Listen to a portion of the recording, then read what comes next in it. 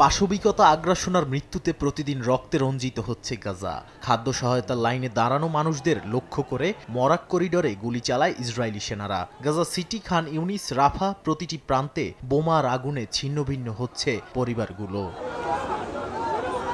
এমন প্রেক্ষাপটে জাতিসংঘে অনুষ্ঠিত হয় দ্বিরাষ্ট্র সমাধান কেন্দ্রিক গুরুত্বপূর্ণ বৈঠক। বিশ্ব নেতাদের তীব্র ক্ষোভ ঝরে পড়ে। ফিলিস্তিনের প্রধানমন্ত্রী মোহাম্মদ মুস্তফা বলেন, এই সম্মেলন নতুন করে আশার আলো জ্বালিয়েছে। গুতেরেস স্পষ্ট করেই বলেন, এই অত্যাচার কোনোভাবেই যুক্তিযুক্ত নয়। ফ্রান্স আর স্পেনও বলেছে, দুইটি রাষ্ট্রই একমাত্র শান্তির পথ।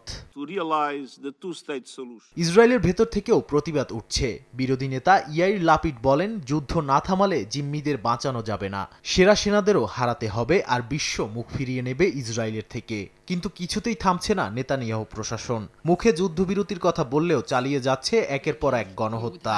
এমনকি গাজায় চলমান হত্যাযজ্ঞকে গণহত্যা বলেছে ইসরায়েল ভিত্তিক মানবাধিকার সংস্থা বৎসেলেম ও ফিজিশিয়ানস ফর হিউম্যান রাইটস। তাদের প্রতিবেদনে বলা হয়, কেবল ফিলিস্তিনি পরিচয়ের কারণেই হত্যা করা হচ্ছে সাধারণ মানুষদের।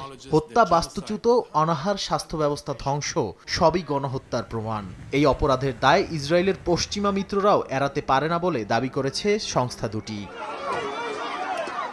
মানবিক সহায়তায় আকাশপথে এবার যুক্ত হলো স্পেন সহ আরও কয়েকটি দেশ। স্পেন ঘোষণা দিয়েছে চলতি সপ্তাহে পাঠাবে 12 টন খাদ্য সহায়তা। স্পেনের প্রধানমন্ত্রী বলেন, এখন ক্ষুধা ঠেকানো একটি নৈতিক কর্তব্য।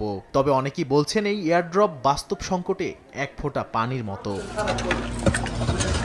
সহিংসতা থেমে নেই পশ্চিম তীরেও। রামাল্লায় গ্রাম ঘেরাও করে হামলা চালিয়েছে ইসরায়েলি অবৈধ বসতি স্থাপনকারীরা। পোল্ট্রি ফার্ম সহ ঘরবাড়িতে হামলায় আহত হয়েছেন অনেকে।